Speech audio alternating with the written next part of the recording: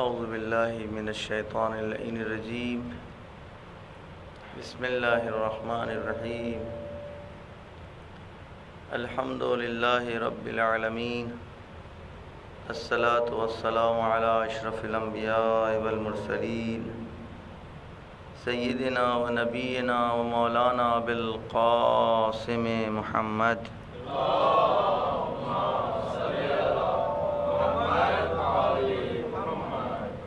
وآلہ الطیبین الطاہرین المعصومین المنتجبین المنتخبین المطہرین الذین اذھب اللہ عنہم الرجس وطہرہم تطہیرا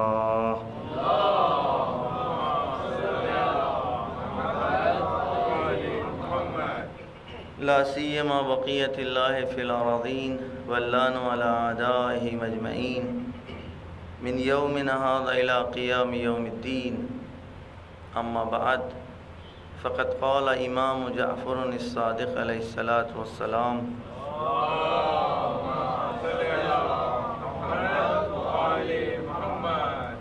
اللہم عرفنی نفسک فإنک ان لم تعرفنی نفسک لم اعرف رسولک اللہم عرفنی رسولک فإنك إن لم تعرفني رسولك لم أعرف حجتك اللهم عرفني حجتك فإنك إن لم تعرفني حجتك لم أعرف حجتك فضللت عن ديني صلوات محمد وآل محمد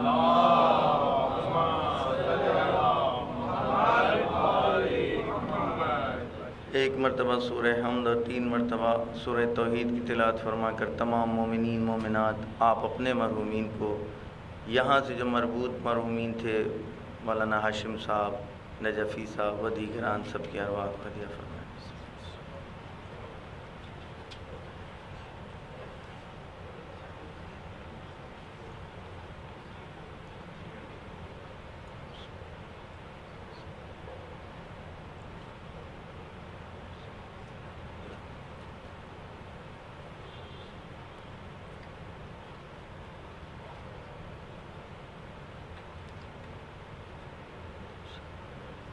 صلوات بر محمد وآل محمد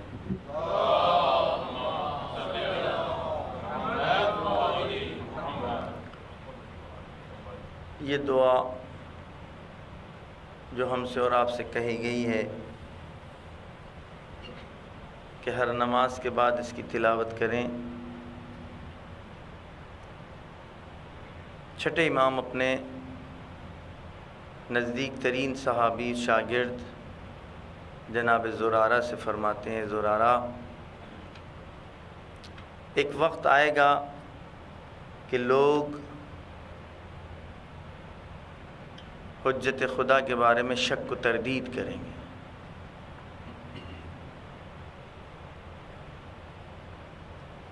مذبذب رہیں گے. ان کے اعتقاد میں کمی ہوگی اس ہمارے مہدی کے بارے میں اس آخری امام کے بارے میں. تو اے زرارہ اگر اس وقت کو تم درک کرنا تو تم اس دعا کی تلاوت ہر نماز کے بعد کرنا.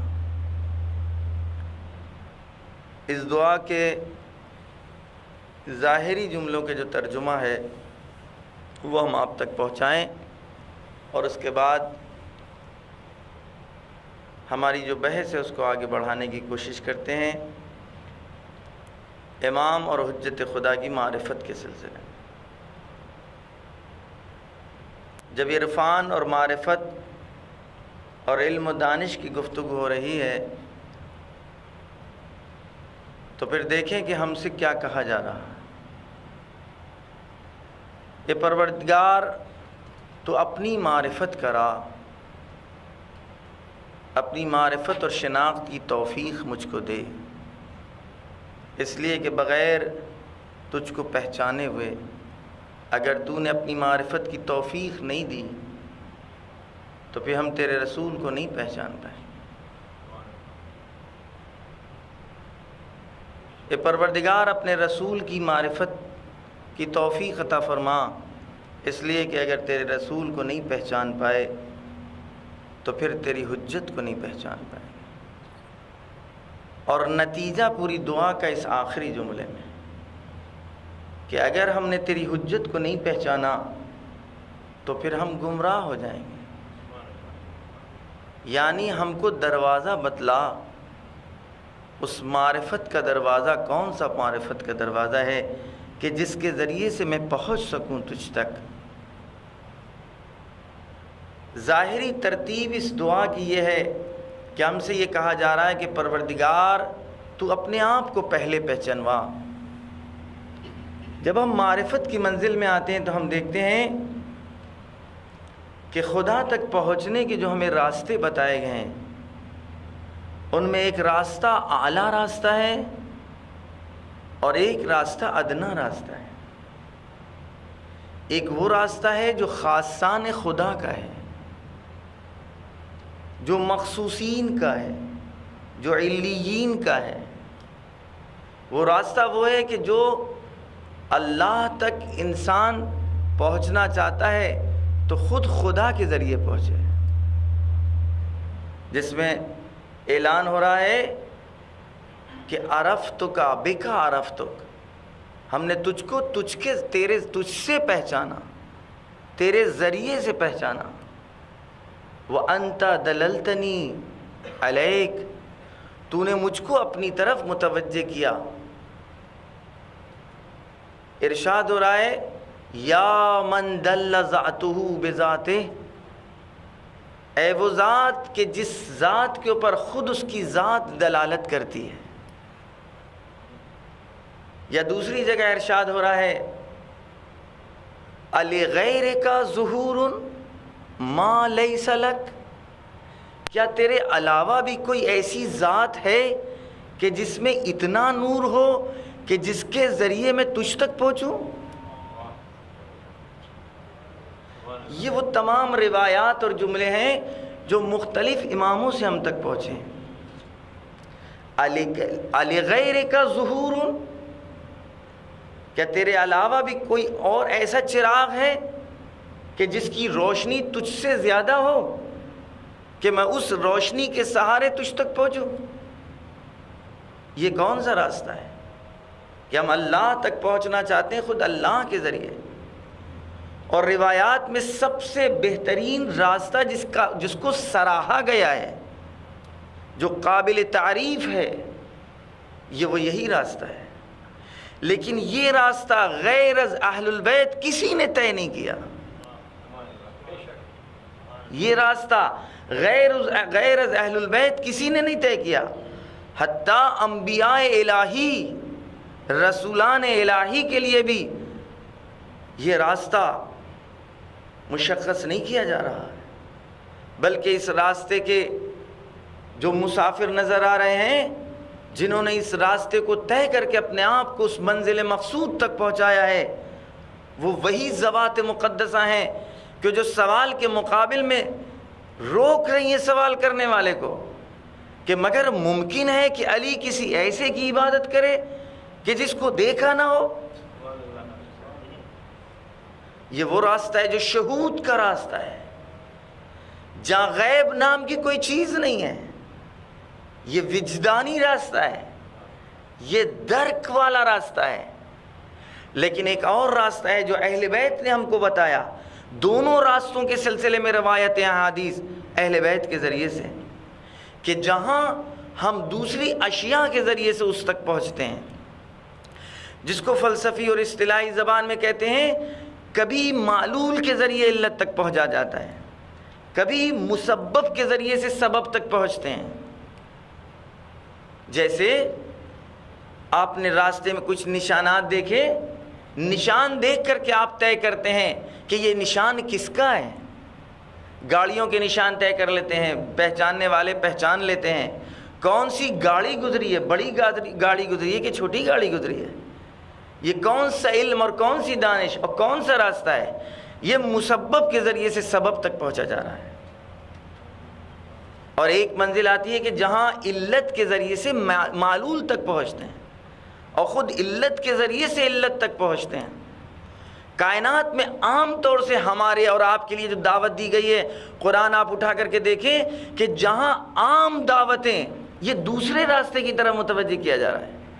تم آسمان و زمین کی طرف غور نہیں کرتے، تم آسمان کی بلندی کی طرف غور نہیں کرتے، جو میں نے اب تک آپ کے سامنے آیات پیش کی تھیں، کہ کیا تم نے نہیں دیکھا کہ کس طریقے سے آسمان کو بلند خداوند عالم نے خلق کیا؟ کیا تم نے نہیں دیکھا کہ زمین کو کیسے مسطح خلق کیا گیا؟ اس بلند مخلوقات کے ساتھ ایک مرتبہ اونٹ کا تذکرہ آتا ہے، افلا ينظرون الى الابل کیف خلقت، کہ تم نے نہیں غور کیا؟ یہ کون سی دعوت دی جا رہی ہے کہ ہم آسمان کی خلقت کی طرف غور کریں تو ہم کہاں تک پہنچیں گے؟ ہم زمین کی طرف غور کریں تو زمین کی پیچیدگیوں کے بعد جب ہم نتیجہ ہم کو ملے گا تو ہم کہاں پہنچنا چاہتے ہیں؟ ہم کو کس چیز کی دعوت دی جا رہی ہے؟ اور اس کے بعد ایک مرتبہ اتنی بلند مخلوق کے بعد فوراً اسی ایک ہی سورے میں اونٹ کی خلقت کی طرف اشارہ کیا جا رہا ہے۔ کون اشارہ کروا رہا ہے؟ قرآن کی آیت کریمہ ہے، مجھ سے گویا ہمیں اور آپ کو بتلانا یہ چاہتی ہے کہ جو مخلوق خداوندی ہے، چاہے بلند و بالا ہو اور چاہے ادنا سی مخلوق ہو، سب میں حکمت الہی ایک جیسی ہے۔ چاہے بڑی مخلوق کی طرف غور کرو تب بھی تم وہیں پہنچو گے، اور چاہے چھوٹی مخلوق کی طرف غور کرو تو بھی تم کو وہیں پہنچنا ہے۔ ایک صلوات بھیجیے محمد والے۔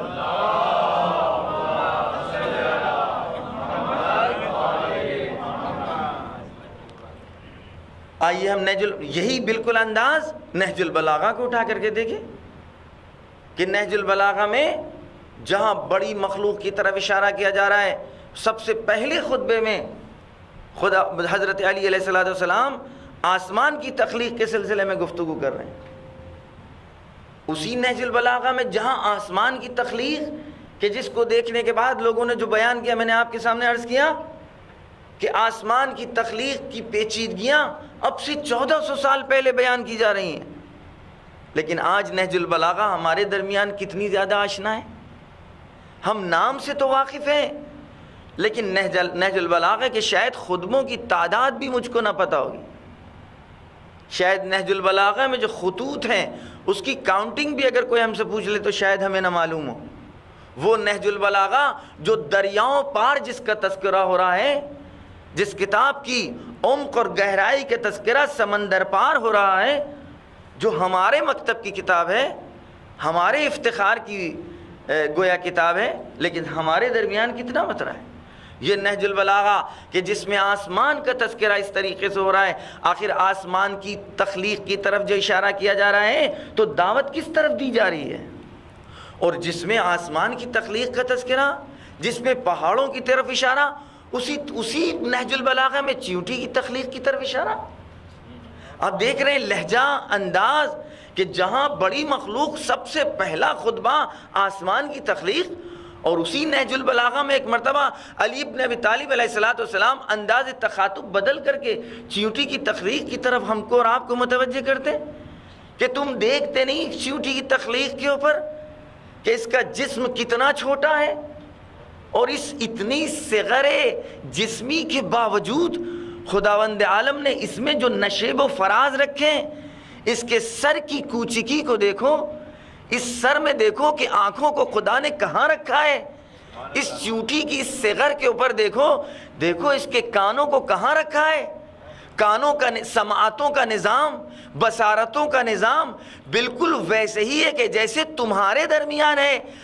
یعنی اس چیونٹی کے سر کی طرف دیکھو، اگر تم دیکھنا چاہو تو شاید ظاہری آنکھیں دیکھ بھی نہ سکیں کہ چیونٹی کی آنکھیں کہاں ہیں اور چیونٹی کے کان کہاں ہیں۔ لیکن کیا تدبیر میں کوئی فرق ہے؟ کیا نظام میں کوئی فرق ہے؟ کیا ہدف میں کوئی فرق ہے؟ کوئی فرق نہیں ہے۔ تم دیکھو کہ جو جذبہ غریزی اس میں پایا جا رہا ہے وہی جذبہ غریزی تم میں پایا جا رہا ہے۔ اس صغر جسمی کے باوجود کیسے انداز ہے اس کو کہ اپنی سردیوں سے پہلے گرمی میں یہ اپنے رزق کا اہتمام کرتی ہے اور ذخیرہ اندوزی کرتی ہے، اور کیسے وقت کا محاسبہ کرتی ہے کہ سردیوں کے آنے سے پہلے اپنے لیے کھانے کو دانوں کو جمع کر لیتی ہے تاکہ سردیاں آنے سے سردیاں کہیں اس کے وقت سے ٹکرا نہ جائیں اور سردیاں آ جائیں اور یہ اپنے دانہ اور کھانے پانی کا سامان جمع نہ کر پائے۔ نہج البلاغہ کس کے لیے؟ یہ چیوٹی کی تخلیق کی طرف جو اشارہ خدا حضرت علی علیہ السلام کروا رہے ہیں، وہ کیا ہم کو دعوت دینا چاہتے ہیں؟ ایک طرف پہاڑ، ایک طرف آسمان کی تخلیق اور دوسری طرف چیوٹی کی تخلیق۔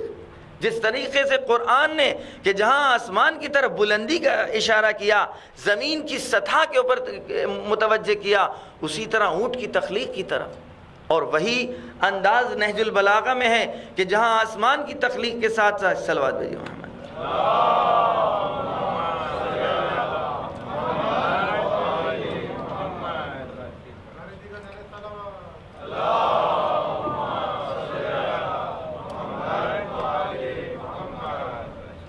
اور ساتھ ہی ساتھ چیوٹی کی تخلیق کی طرف اشارہ، یعنی جیسے ہم آسمان کی تخلیق کے بعد نتیجہ لیں گے اس مدبر حقیقی کا، اسی صورت سے چیوٹی کی تخلیق کے اوپر اگر نگاہ ڈالیں گے تو بھی اس مدبر حقیقی تک پہنچیں گے۔ نہج البلاغہ میں چمگودڑ کے سلسلے میں علی ابن ابی طالب علیہ السلام جب اس کی تخلیق کا تذکرہ کرتے ہیں تو آپ بتلائیں کیا چیز بتلانا چاہتے ہیں؟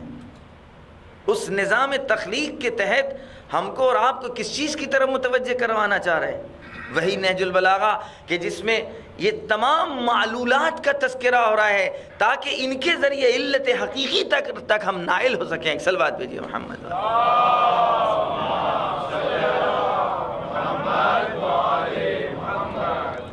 لہذا میں نے عرض کیا کہ دو طریقے سے ہم کو گویا استدلال کا طریقہ بتایا گیا ہے اور دعوت دی گئی ہے معرفت کی، کبھی معلول کے ذریعے اور کبھی علت کے ذریعے، لیکن خدا کے ذریعے سے ہم خدا تک پہنچیں اور یا مخلوق خدا کے ذریعے سے ہم خداوند عالم تک پہنچیں۔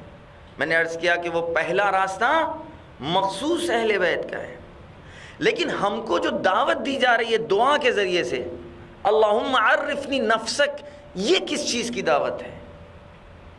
اگر ہم حجت خدا تک پہنچیں گے تو کیسے پہنچیں گے؟ اس میں اجمال اور تفصیل کا فرق ہے۔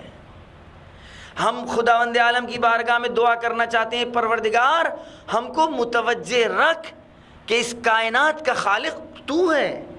اگر میں اپنے بدن اور اپنی تخلیق کی طرف متوجہ رہوں اور اپنی فطرت سے صرف آشنا رہوں اور میری پاک فطرت باقی رہے تو میری فطرت خود اس بات کی دعوت دیتی ہے کہ کوئی ہمارا خلق کرنے والا ہے، کوئی ہمارا خالق ہے۔ یہ ہماری تشنگی، یہ ہماری پیاس، یہ ہماری بھوک خود ہمیں بتا دے گی کہ ہمارا کوئی خالق ہے، ہمارا کوئی پیدا کرنے والا ہے۔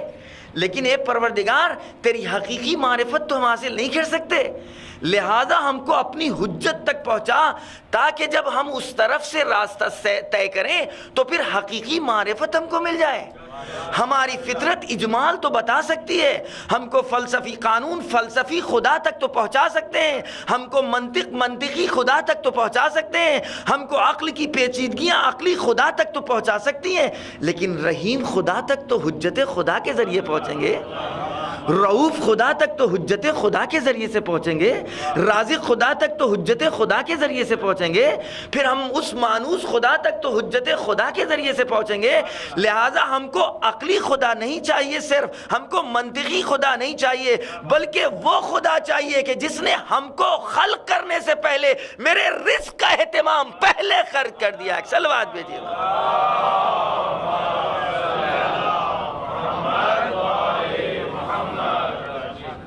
ایک صلوات بھیجیے۔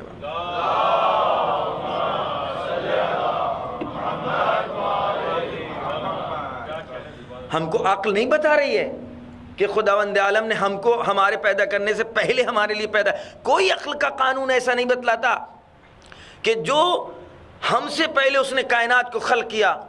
قانون عقل کے مطابق مطلب یہ ضروری تھا کہ کائنات کو پہلے خلق کرتا، ہمارے رزق کو پہلے خلق کرتا اور ہم کو اس نے بعد میں خلق کیا۔ فطرت بھی ہم کو اس چیز کی طرف نائل نہیں کر رہی ہے کہ ہم پہلے ہم کو بعد میں خلق کرے، اور ہمارے لیے تمام ساز و سامان اس نے پہلے خلق کر دیا۔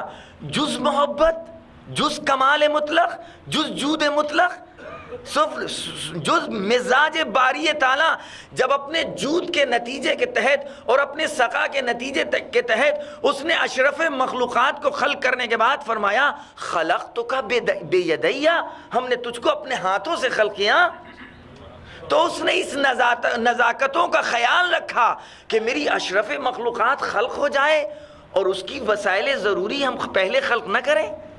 یہ ممکن نہیں کہ ہم انسان کو خلق کر دیں اور بعد میں اسے بھوک لگے تو ہم بھوک کے اہتمامات کو خلق کریں، پہلے پیاس لگے اور پھر جب پیاس لگ جائے تو میں دریاؤں کو خلق کروں۔ نہیں، میں نے ایسا نظام بنا دیا کہ جب میری اشرف مخلوقات سفرے پر بیٹھے تو اس کو اپنی نعمتوں کا انتظار کرنا نہ پڑے، پلیٹوں کا انتظار کرنا نہ پڑے، کھانے اور پانی کے انتظار کرنا نہ پڑے، بلکہ اس کے لیے سفرہ میں پہلے بچھاؤں گا، اس کو بعد میں بھیجوں گا۔ ایک سلوات بھیجیے۔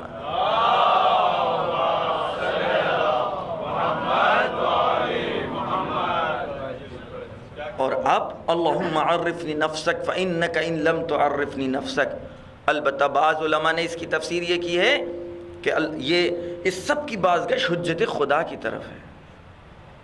انت دللتنی علیک، یعنی حجت خدا ہے کہ جو متوجہ کرتی ہے ہم کو خداوند عالم کی طرف۔ اور اس کے بعد لیکن ظاہری اعتبار سے اگر آپ غور کریں کہ جو معرفت حقیقی آپ کو پہنچے گی، کہ جو میں نے کل جس کے سلسلے میں حدیث بیان کی تھی کہ حضرت اپنے اس صحابی سے پوچھتے ہیں کہ یہ بتلاؤ کہ کیا تم کو ان ذوات مقدسہ کی معرفت ہے، اور اس کے بعد جب وہ پوچھتا ہے کہ آقا ہم کو کچھ حقیقی معرفت بتا دیجئے، تو آپ نے پھر سب بتلایا کہ یہ وہ ہیں کہ جن کو اس کا علم ہے، اس کا علم ہے، اس کا علم ہے، اور حدیث کا آخری ٹکڑا رہ گیا کہ جب مفضل فرماتے ہیں کہ آقا میں سمجھ گیا، میں اقرار کرتا ہوں ان ذوات مقدسہ کے سلسلے میں، اور میں ایمان لاتا ہوں ان تمام چیزوں کی طرف کہ جو آپ نے فرمایا ہے۔ تو اب حضرت فرماتے ہیں اے مفضل مبارک ہو تم کو، اے پاک مرد مبارک ہو بہشت تم کو، تمہارے لیے بھی مبارک ہو، اور ان جیسوں کے لیے بھی کہ جو تمہارا جیسا ایمان اور عقیدہ رکھتے ہو، کہ جن کو اس طریقے کا عقیدہ ہو اہل بیت کے سلسلے میں، کہ جن کا علم اس منزلوں تک فائز ہے کہ جو پہاڑوں کے وزن کو جانتے ہیں، جو دریاؤں کی گہرائیوں کو جانتے ہوں، جو سمندروں کے پانی کی مقدار کو جانتے ہوں۔ اور جب ہم ان کے در تک پہنچیں گے، اب آپ انصاف سے بتائیے، جب آپ ان کے در سے ہم کو معرفت خدا ملے گا اور دانش الہی ملے گی اور علوم اہل بیت کہ جب خزانہ ہم کو جعفر صادق اور امام محمد باقر علیہ السلام کے ذریعے سے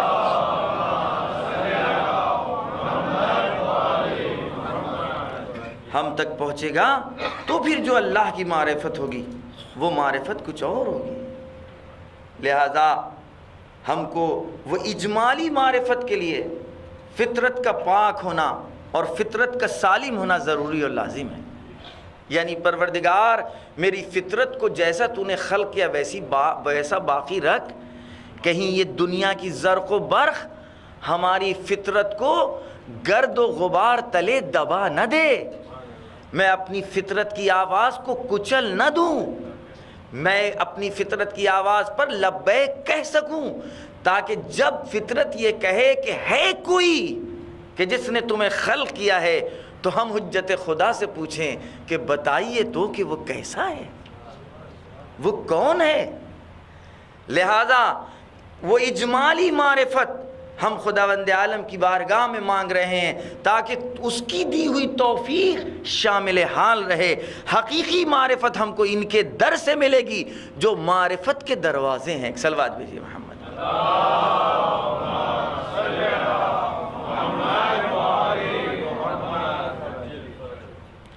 نہ نہج البلاغہ میں نے عرض کیا کہ اب یہ جو میں نے چند جملے آپ کے سامنے بیان کیے معرفت کے سلسلے میں خود انسان کی ترغیب اور تشویق کے لیے کافی ہیں کہ ایک ایسی معرفت ہے جو خود خدا کے ذریعے خدا تک پہنچا جا سکتا ہے۔ وہ معرفت ہمیں کون بتائے گا؟ وہ معرفت نور خدا بتا سکتا ہے۔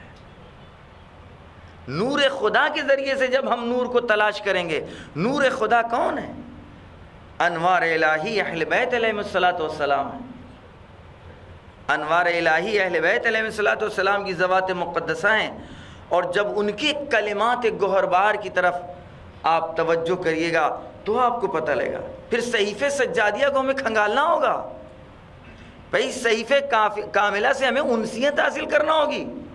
ہم مانوس ہوں کہ صحیفے سجادیہ کیا ہے، کیونکہ ہم تلاش میں ہیں حقیقی معرفت کے۔ اب جب دروازے تک پہنچ گئے اور صحیفے سجادیہ ذخیرے کی صورت میں ہمارے سامنے رکھ دی گئی اور ہم پھر بھی ناآشنا ہوں، صحیفے سجادیہ میں ہمیں یہ بتایا گیا ہے کہ تم کو کب کس موقع کے اوپر کس چیز کی تلاش ہے، اس طرح تم خدا کو آواز دو۔ روایتوں میں جیسی دعا اور جیسی حاجت ہے ویسے خطابات اہل بیت نے بتائے ہیں۔ یا رزاق، یا علام، علام الغیوب، یا ستار العیوب، یا غفار الذنوب، ہر دعا کے لیے خدا کا لقب الگ ہے، خدا کا خطاب الگ ہے، اسم خدا الگ ہے۔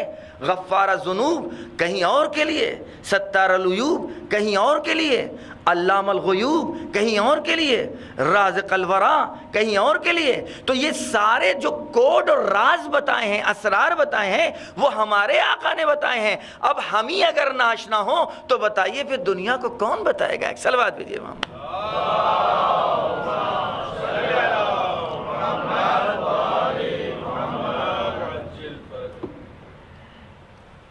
لہذا اہل بیت علیہ الصلوۃ والسلام کی خدمت میں، چھٹے امام کی خدمت میں کوئی شخص آتا ہے، جو میں نے کل عرض کیا تھا لیکن روایت پوری نہیں بیان کی تھی، کہ پوچھتا ہے کہ اے فرزند رسول، خدا کی معرفت کے بعد سب سے افضل ترین عمل کیا ہے؟ حضرت فرماتے ہیں نماز، نماز کے بعد روزہ، زکوٰۃ، حج، اور اس کے بعد فرماتے ہیں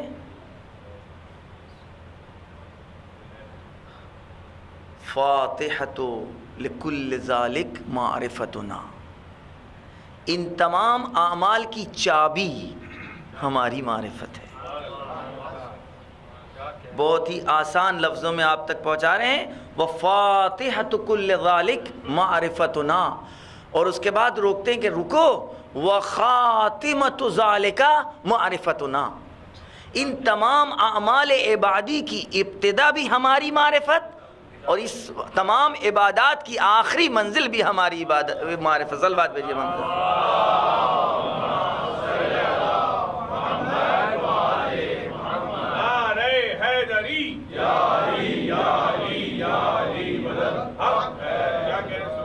یعنی شروعات میں تو آپ معرفت ہے، ولایت ہے، لیکن درمیان میں چھوڑ دیں یا سلسلہ ولایت کی کسی کڑی کو درمیان میں چھوڑ جائیں تو پھر اس عبادات کا کوئی فائدہ نہیں ہے۔ اگر اس سلسلے کی پہلی کڑی پر ہم نے سر ٹیک دیا تو پھر آخری کڑی تک سر کو باقی رکھنا ہوگا۔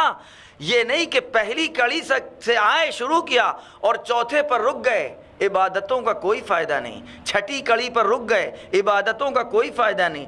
آٹھویں کڑی پر رک گئے، عبادتوں کا کوئی فائدہ نہیں۔ وفاتحۃ ذالک معرفتنا وخاتمۃ ذالک معرفتنا۔ ایک صلوات بھیجیے محمد۔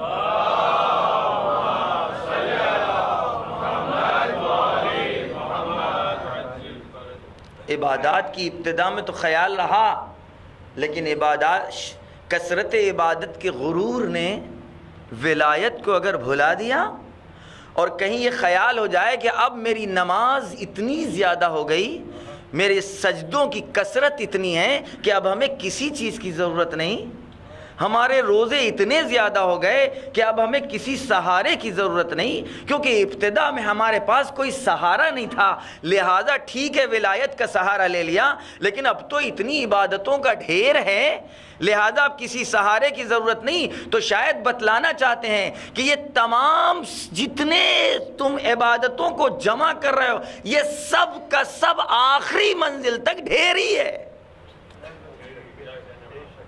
جب تک کہ ہماری معرفت نہ ہو جائے، اگر اس میں وزن پیدا کرنا چاہتے ہو تو ہماری معرفت کے ساتھ ایک سجدہ پیش کرو گے تو اتنا وزنی ہوگا کہ جس کا اندازہ کوئی نہیں لگا سکتا ہے۔ صلوات بھیجیے محمد۔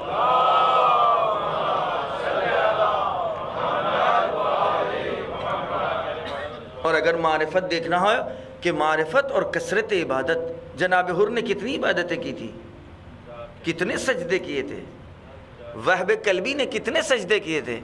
ہمارے ایک طرف معرفت اور ایک طرف قلت عبادت، لیکن معرفت کی وہ منزل کہ جس نے قلت عبادت کو جبران کر دیا۔ ہم کو کوئی ایک مثال بتا دیں کہ جہاں کثرت عبادات نے قلت معرفت کو جبران کیا ہو، کوئی ایک واقعہ تاریخ اسلام اٹھا کر کے بتائیں، کوئی ایک مثال کہ جہاں پر کثرت عبادت ہو۔ بھئی شیطان سے زیادہ تو عبادت کی کثرت کہیں نظر نہیں آئے گی نا، لیکن ولایت ہی کا تو انکار تھا، اور کیا تھا؟ اہل بیت نے فرمایا ہے کہ حضرت آدم کو سجدہ نہیں تھا، بلکہ ہمارا نور ان کی صلب میں تھا، یہ اس کی عظمت کے مقابل میں سجدہ تھا۔ ایک صلوات بھیجیے محمد۔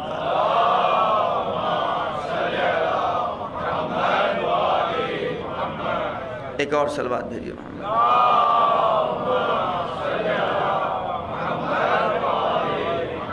عجیب کیف عشق علی کی مستی ہے، عجیب کیف عشق علی کی مستی ہے، اسی سے میرے زمین کی بستی بسی ہے، اور یہ میری ضد نہیں لوگوں، سرور کا حکم ہے، علی نہیں تو عبادت بھی بت پرستی ہے۔ حیدری حیدری بر حبیب خدا خاتم الانبیاء بلند تر صلوات۔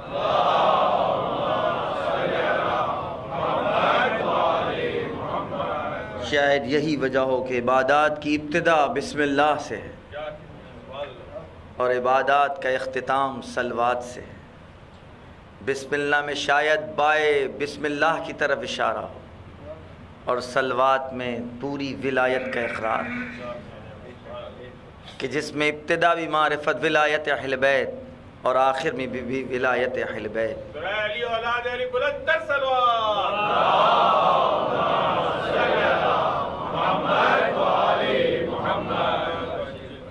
رسول خدا ارشاد فرماتے ہیں، اگر کوئی ہم سے چاہتا ہے وسیلہ اختیار کرنا، ہم کو ذریعہ بنانا چاہتا ہے، ہم سے کچھ توسل کرنا چاہتا ہے، عجب بدقسمتی ہے جو توسل کے قائل ہی نہیں، یہ ان کو خطاب بھی نہیں ہے۔ رسول اکرم نے ایک عام دعوت دی تھی، لوگوں نے خود اپنے دائرے کو اتنا محدود کر لیا کہ توسل محمد مصطفیٰ سے اپنے آپ کو خارج کر لیا۔ رسول فرماتے ہیں کہ اگر کوئی ہم سے توسل کرنا چاہتا ہے اور کچھ روز محشر ہمارے اوپر، اس کے اوپر کچھ ہمارا حق اگر رکھنا چاہتا ہے اور ہم سے کچھ فائدہ لینا چاہتا ہے تو ہمارے اہل بیت کے ساتھ صلہ کریں، صلہ رحمی کریں۔ روایت نے آگے بڑھ کر کے بتایا اہل بیت کے ساتھ صلہ یہ ہے کہ ان پر اور ان کی آل پر درود بھیجا جائے۔ ایک صلوات بھیجیے۔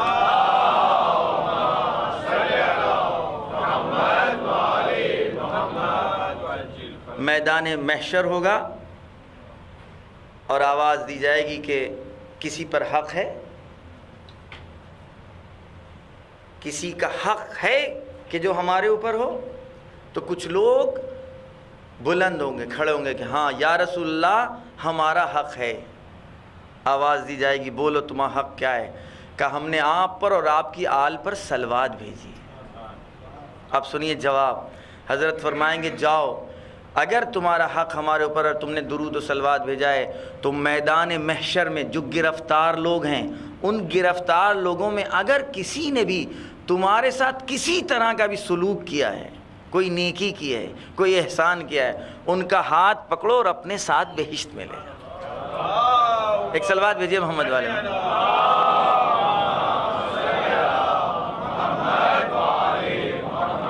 خدا کی قسم قید نہیں ہے کہ وہ جس نے تمہارے ساتھ احسان اور نیکی کی ہے وہ مومن ہو، شیعہ ہو، نہیں، جس نے تمہارے ساتھ نیکی اور احسان کیا ہے۔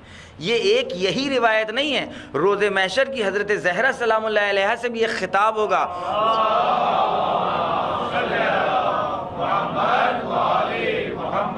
اور اس خطاب میں بھی جب حضرت کے چاہنے والے کہیں گے کہ پروردگار اب ہم ایسے بہشت میں نہیں جائیں گے، بلکہ روز محشر تو محشر میں لوگوں کے سامنے یہ بتا کہ ہماری قدر و منزلت کیا ہے۔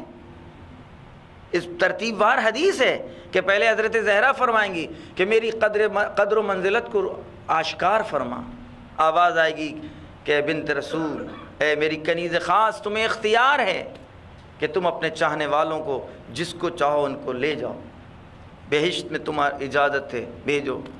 حضرت جب حکم دیں گی تو اب وہ لوگ بھی جب حکم ہوگا کہ جاؤ بہشت میں تمہارے لیے اجازت ہے تو وہ بھی رک جائیں گے، کہا نہیں ہم ایسے نہیں جائیں گے، تم کیا چاہتے ہو؟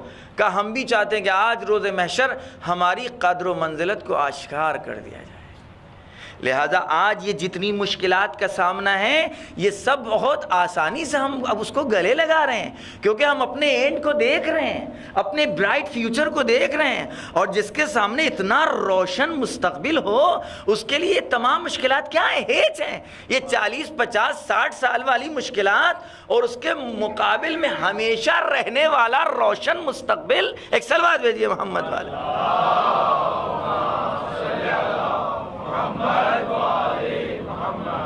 لہذا حضرت کے چاہنے والے کہیں گے ہماری بھی شان و منزلت کو آج روز محشر آشکار فرما، تو حکم ہوگا تم کو بھی حق ہے کہ تمہارے ساتھ جس نے بھی کوئی نیکی کی ہے، کوئی احسان کیا ہے، کوئی صلہ کیا ہے، تو تم اس کا ہاتھ پکڑو اور اپنے ساتھ لے جاؤ۔ لہذا علی ابن ابی طالب اور ان کی اولادوں کے سلسلے میں رسول اکرم نے جو صلے کے لیے کہا گیا ہے کہ تم اگر ہماری اولادوں میں سے صلہ ان کے ساتھ کرتے ہو تو یہ گویا تمہارا حق ہماری گردنوں پر۔ اب جب ان کے در پر ہم پہنچیں گے تو پھر ہم کو جو معرفت حاصل ہوگی، وہ چاہے رب کی معرفت ہو، چاہے رسول کی معرفت ہو، اور چاہے حجت کی معرفت ہو، قرآن کی معرفت ہو، دین کی معرفت ہو، اس معرفت کا انداز ہی کچھ اور ہوگا۔ جن کے پاس اہل بیت نہیں، ان کی حدیثیں نہیں، ان سے پوچھئے خدا کی تعریف ہو کریں، رب کی تعریف ہو کریں۔ جن کے پاس اہل بیت کا خزانہ معرفت نہیں، ان سے نبوت کی تعریف پوچھئے، ان سے پوچھئے کہ رسول کی تعریف کیا ہے۔ یہ ہمارا کوئی جھگڑا نہیں، فساد نہیں، اختلاف نہیں، بلکہ ایک دعوت ہے کہ دیکھیں کہ وہ رب کو کس طرح پہچانتے ہیں، کہ جمعے کو انتظار کیا جا رہا ہے کہ روز جمعہ وہ آئے گا اور فلاں جانور پر بیٹھ کر کے آئے گا اور آواز دے گا۔ یہ ہے معرفت، یہ ہے شناخت، یہ ہے پہچان۔ کیوں؟ اس لیے کہ در معرفت سے وارد نہیں ہوئے ہیں، اور اگر در معرفت سے وارد ہوں تو پھر رب کی معرفت، ابھی نہج البلاغہ کا ہم آپ کے سامنے ایک پیراگراف پیش کریں گے کہ پھر آپ غور کریے کہ کہاں سطح معرفت علوم آل محمد کی ہے اور کہاں ان مقابل کے لوگوں کی ہے۔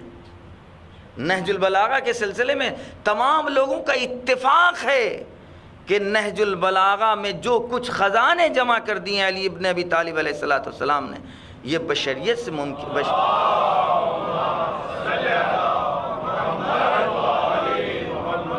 بشریت کے ذریعے ممکن ہی نہیں تھا۔ چاہے کائنات کے سلسلے میں جو گفتگو ہو، اور چاہے خداوند عالم کی معرفت کے سلسلے میں گفتگو ہو، بلکہ یہاں تک کہا گیا ہے کہ توحید اور ذات مقدس کے سلسلے میں جو علی ابن ابی طالب علیہ السلام نے بیان کر دیا، نہ حضرت سے پہلے کسی نے بیان کیا، نہ حضرت کے بعد کسی نے بیان کیا۔ اچھا ہوا نتیجہ کیا؟ حسد اور کینے کا نتیجہ کیا ہوا؟ بعض قلم نے لکھا کیا؟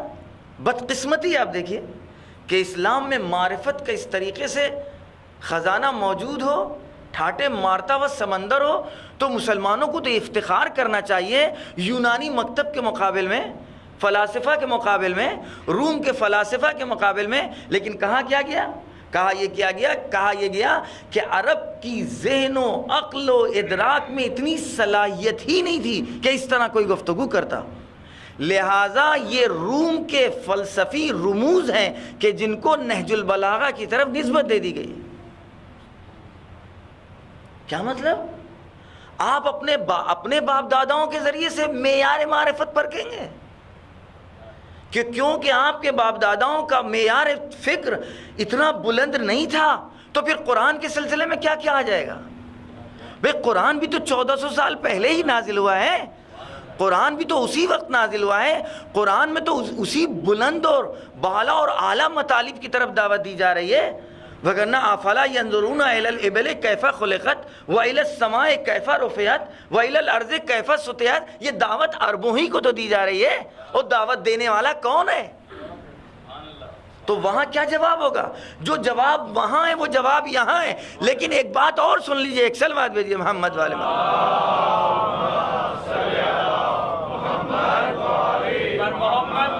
محمد بلند صلوات۔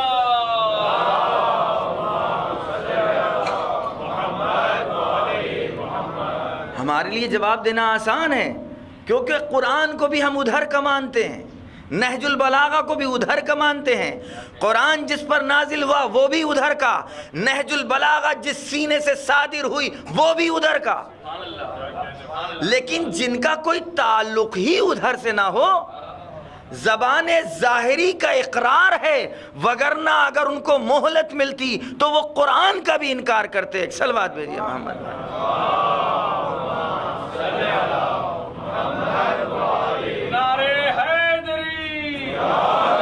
محمد والے محمد صلوات۔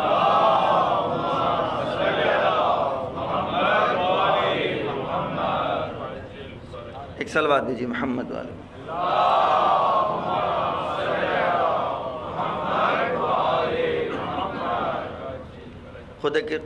خدا کی قسم ایک عام دعوت ہے، نہج البلاغہ سے پہلے خداوند عالم کے سلسلے میں اس طرح کی گفتگو کہیں نظر نہیں آتی، اور نہ اس کے بعد۔ صرف ہم چند اشارے آپ تک پیش کریں گے کیونکہ ظاہر ہے کل میں نے عرض کیا اس روایت کی ابتدا من عرفہم کنہ معرفتہم کان مؤمنا فی الثناء من اعلی، کہ جو جناب مفضل سے روایت ہے۔ لیکن نہج البلاغہ میں جب ذکر ہو رہا ہے خداوند عالم کی ذات کے سلسلے میں، الذی لا یدرکہ بعد الحمم، وہ ذات اتنی والا ہے کہ لوگوں کی تمام تر ہمتوں کے باوجود اس کی انتہا تک کوئی پہنچ نہیں سکتا۔ ولا ینالہ غوث الفتن، غوطہ لگانے والے ایک سمندروں کی تہوں میں پہنچنے کے بعد بھی اس کی انتہا تک نہیں پہنچ سکتے۔ لم یطلع العقول علی تحدید صفتہ، عقلوں کو اتنی اطلاع نہیں ہے کہ اس کی صفات کو محدود کر سکیں۔ اس کے بعد توجہ کریے گا، ان من یعجز عن صفات ذی الحیئہ والادوات فہو عن صفات خالقی عاجز، جب اس کی مخلوق کی صفتوں سے لوگ عاجز ہیں بیان کریں تو پھر اس خالق کی صفتوں کو کیسے وہ محدود کر سکتے ہیں؟ جب تم علی کو نہیں پہچان پائے، جب تم رسول کو نہیں پہچان پائے، جب تم حسنین کو نہیں پہچان پائے، جب تم کربلا کی معرفت حاصل نہیں کر سکتے تو پھر کیسے خالق کی معرفت حاصل کرو گے؟ ایک سلوات بھیجیے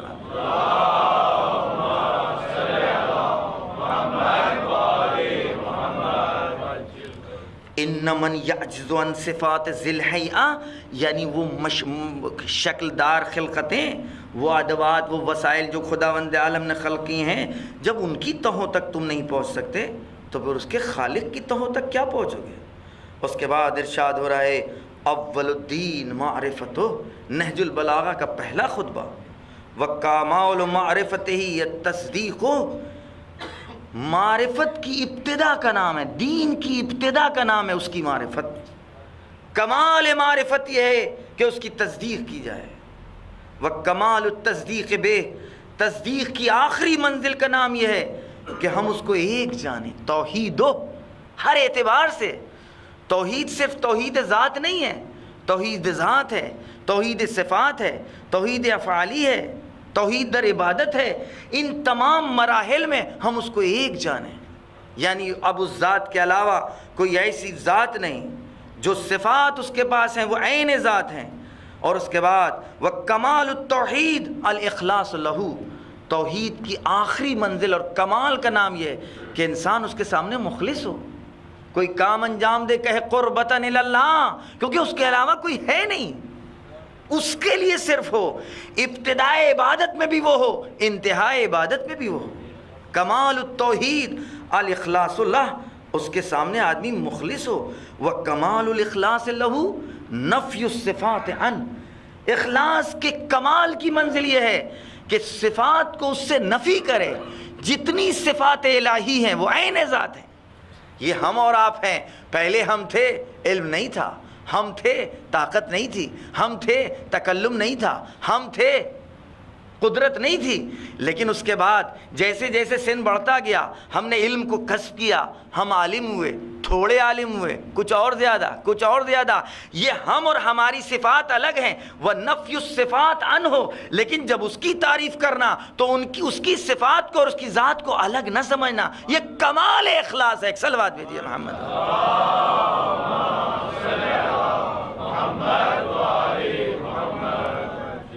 نفی الصفات عن، کیوں؟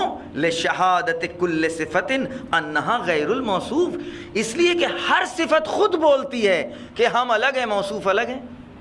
ہم میں جتنے یہاں پر ہیں، جو بھی جس فن کا مالک ہے وہ خود کبھی تھے لیکن وہ فن نہیں تھا، بعد میں وہ فن حاصل ہوا۔ فن الگ بول رہا ہے کہ ہم بعد میں آئے، صفت الگ بول رہی کہ ہم بعد میں آئے۔ بھئی یہ الگ تھے، ہم الگ ہیں، انہوں نے ہمیں حاصل کیا ہے تو ہم اب ان کے پاس ہیں۔ ایک صلوات بھیجیے محمد والی۔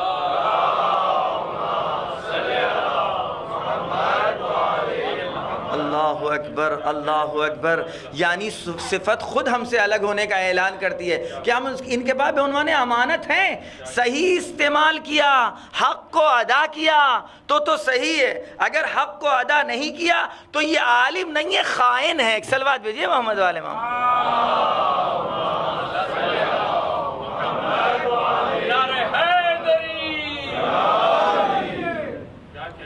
لیکن خداوند عالم کی طرف جو اشارہ کیا جائے، کون بتلا رہا ہے ہم کو؟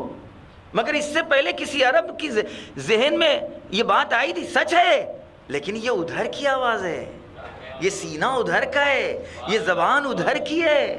اسی لیے تو ہم کہتے ہیں کہ ہمیں اور آپ کو اختیار نہیں ہے، ہم اسی کے منتظر ہوں۔ تم خود بتاؤ کہ تمہارے بارے میں کس سے پوچھیں۔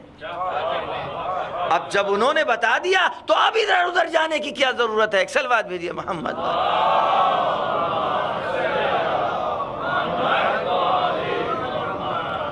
لشہادت کل موصوف انہ غیر الصفہ، پہلے تو صفت بول رہی تھی کہ ہم الگ اور یہ الگ، اب خود موصوف نے گواہی دینا شروع کر دی کہ بھئی پہلے ہم تو تھے، بعد میں ہم نے پڑھا ہے۔ یعنی آپ دیکھ رہے ہیں صفت اور موصوف کے اختلاف کو، کیوں؟ فمن وصف اللہ سبحانہ فقد قرنا، اگر کسی نے اللہ کو اس طرح موصوف بنا دیا کہ جس طرح ہمارے اندر اور آپ کے اندر صفاتیں پیدا ہوتی ہیں، تو اس نے اس کا قرین بنا دیا، یعنی خدا کو کسی کے ساتھ شریک کر دیا کہ اب وہ پہلے تھا، بعد میں علم ہوا۔ ومن قرنہ، اور جس نے اس کو قرین بنایا، فمن قرنہ فقط ثناہ، تو اس نے دو کر دیا، علم الگ، خدا الگ۔ ومن ثناہ، اور جس نے اس کو دو کیا، فقط جزاہ، اس کو جز بنا دیا۔ اللہ اکبر۔ ومن ثناہ فقط جزاہ، جس نے اس کو اس کی دوئیت کا قائل ہوا، اس نے اس کو اجزا بردار بنا دیا۔ ومن جزاہ فقط جہلا، اور جس نے اس کے اجزا کا قائل ہو گیا وہ جاہل ہے، وہ جانتا ہی نہیں کہ خدا کی ذات کیا ہے۔ فقط جہلہ، ومن جہلہ، اور جو اس کا جاہل ہو گیا، فقط اشارہ، تو پھر وہ اشارے سے خدا معین کرنے لگا، وہ ہے، وہاں ہے، یہاں ہے، یہاں ہے، وہاں نہیں ہے۔ فقط اشارہ الیہ، جو جاہل ہو گیا اللہ کی ذات سے، پھر وہ اشاروں کے ذریعے سے مشارون الیہ کو خدا سمجھے گا، تو کسی کا ادھر اشارہ ہوگا تو ان کا خدا یہاں نہیں، کسی کا ادھر خدا ہوگا تو وہاں نہیں۔ ایک صلوات بھیجیے محمد والے۔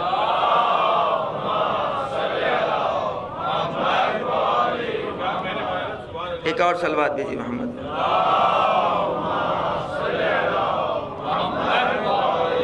ومن جہلہ فقط اشار الیہ، ومن اشار الیہ فقط حدہ، جس نے اشارہ کیا اس نے حد بندی کر دی. اللہ اکبر. جس نے اشارہ کر کے خدا کو بتایا اس نے حد بندی کر دی. ومن حدہ، اور جس نے حد و مرز بتا دیا اس نے شمار کرنا شروع کر دیا. یہاں تک ہے، یہاں کے بعد نہیں. اور جہاں عدد بندی کی وہاں پھر خدا کہیں ہے اور کہیں نہیں. جہاں مکان اور زمان آپ قائل ہو گئے خداوند عالم کو. ومن قال فیم، اور اگر کسی نے یہ پوچھ لیا کہ خدا کہاں ہے، فقط زمنا، تو اس نے خدا کا احاطہ بنا دیا. خدا کہاں ہے فی ظرفیت پر دلالت کرتا ہے. فی کہاں ہے خدا، تو اس نے گویا خدا کے اوپر کسی احاطے کا وہ قائل ہو گیا. ومن قال علامہ، اگر یہ کوئی پوچھ لے کہ خدا کہاں پر ہے تو اس نے کچھ جگہوں کو خدا سے خالی کا قائل ہو گیا کہ یہاں پر ہے تو وہاں پر نہیں ہے. اللہ اکبر. یہ ہے علی ابن ابی طالب علیہ السلام کی زبان سے معرفت کے وہ چشمے جو خداوند عالم کی معرفت کے ہیں. گویا ہم کو اس دعائے معرفت میں بتلایا جا رہا ہے، اے پروردگار ہم کو اس حجت تک پہنچا دے تاکہ اس کے ذریعے جب ہم تجھ تک پہنچیں گے تو پھر ہم کو کوئی دھوکہ نہیں دے سکتا ہے. صلوات بھیجیے.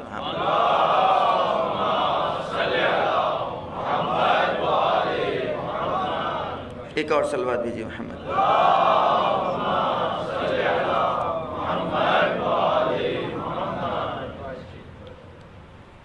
پیراگراف رہ گیا لیکن کیونکہ وقت ہو گیا کہ اسی پوری نہج البلاغہ 40% نہج البلاغہ میں معرفت خدا کی گفتگو ہے، ذات والا کے سلسلے میں گفتگو ہے. 40 ایسے مقامات نہج البلاغہ میں ہیں، خطبات، کلمات قصار، کہ جس کے ذریعے سے ہم کو اللہ کی معرفت دی جا رہی ہے. یہ ہیں وہ باب المعرفہ، یہ ہیں دروازے معرفت. لہذا ان کی معرفت ضروری ہے تاکہ دین ملے تو کامل، رسول ملے تو خاتم، خدا ملے تو رب المخلوقات رحمتاً للعالمین، قرآن ملے تو قرآن حکیم.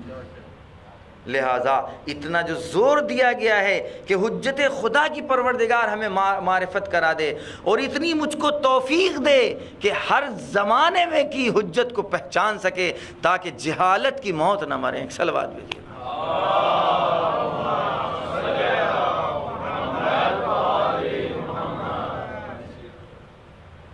اور حجت خدا ہی ہے کہ جس کے ذریعے سے ہم تک دین پہنچائے.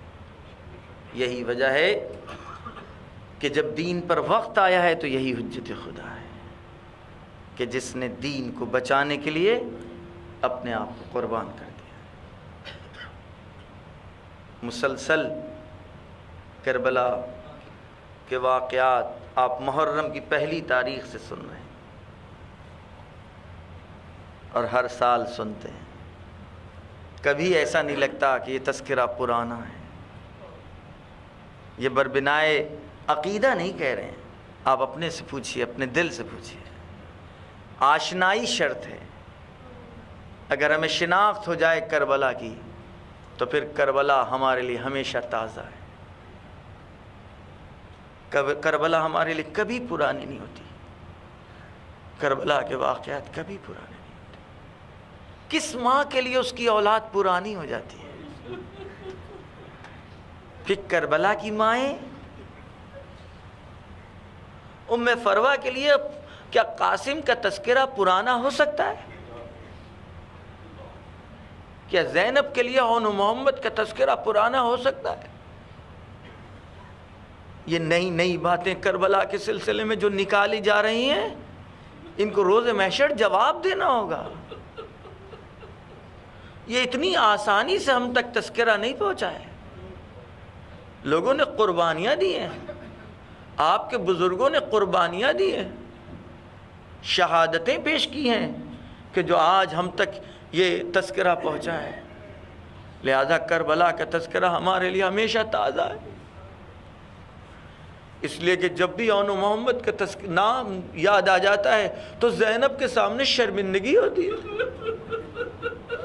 اے شہزادی ہم آپ کے بچوں کے اوپر گریہ کر نہیں پائے، مگر کوئی ایک دن میں اون محمد پر گریہ کر سکتا ہے؟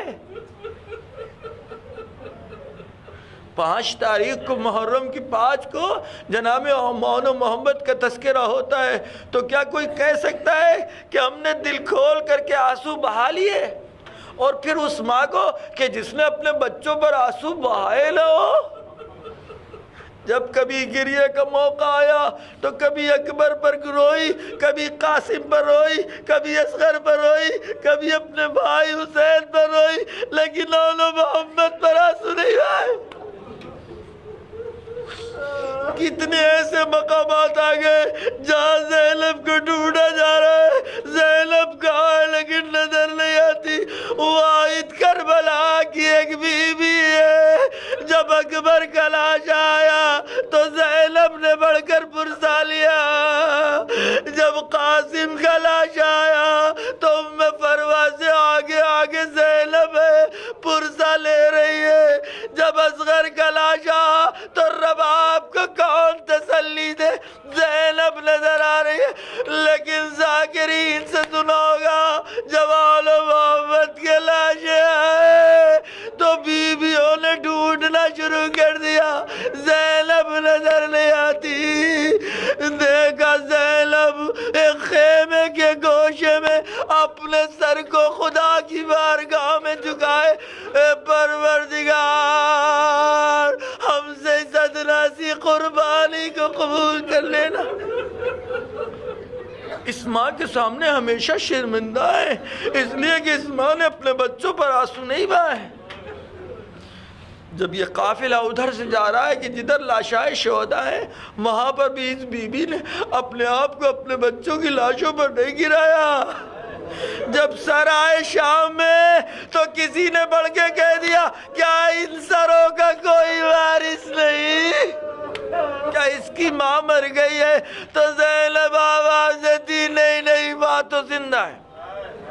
جزاکم اللہ خیر الجزا۔ اب زینب پلٹ کر کے مدینے آ گئی، اپنے اس گھر پہنچتی ہے، وہ پہلی منزل کہ جب جناب عبداللہ پہچان نہیں پا رہے، ارے آپ کون ہیں؟ زینب فرماتی حق ہے کہ آپ ہم کو نہ پہچانے۔ زینب نے تعارف کرایا، عبداللہ ایک مرتبہ بسم اللہ، زینب پہنچ تو گئی گھر، اس کے بعد کہتے ہیں عبداللہ نے ایک سوال کر لیا، بی بی آپ سے ایک سوال ہے، ہم نے سنا یہ ہے کہ آپ نے اون محمد پر آنسو نہیں بہائے، آپ نے اون محمد پر گریہ نہیں کیا، یہ بتائیے بی بی کیا اون محمد سے کوئی خطا ہو گئی تھی؟ کیا اون محمد سے کوئی خطا ہو گئی تھی؟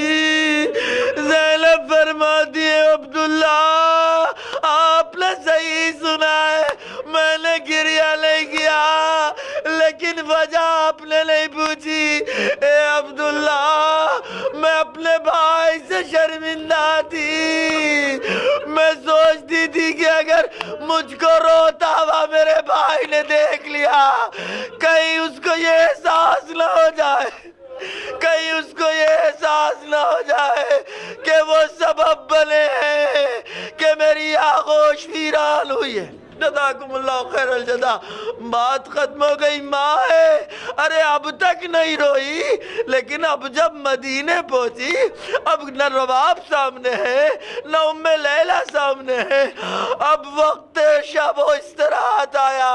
کہتے زینب کی جب نگاہ ان نشانیوں پر پڑی جو اون محمد کسی منسوب تھی، کہتے کبھی مسلوں کو دیکھتی تھی تو روتی تھی، کبھی بستر پر نگاہ پڑتی تھی تو روتی تھی، کبھی حجروں پر نگاہ پڑتی تھی، مقتل کا رخ کر کے فرماتی تھی اے بچوں اپنی ماں کو معاف کر دینا۔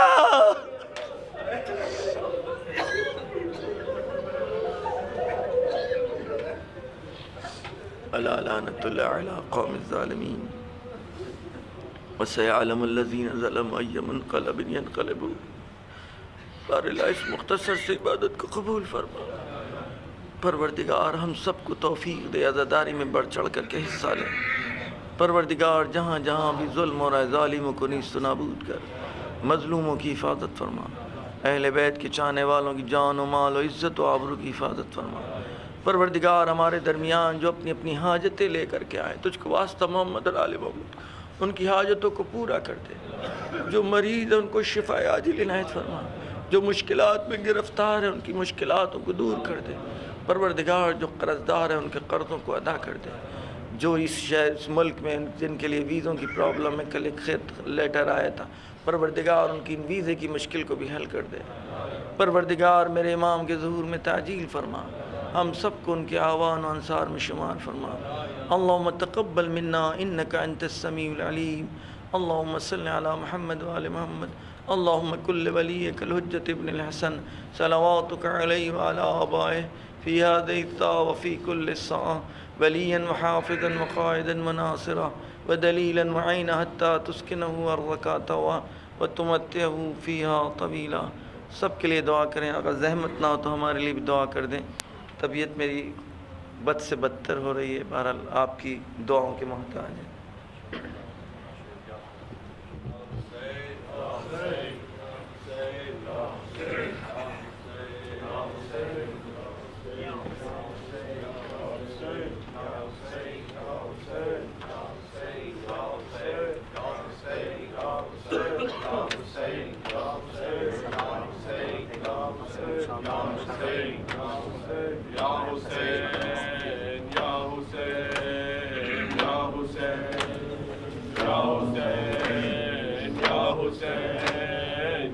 ملے گا نہ ملے گا نہ ملے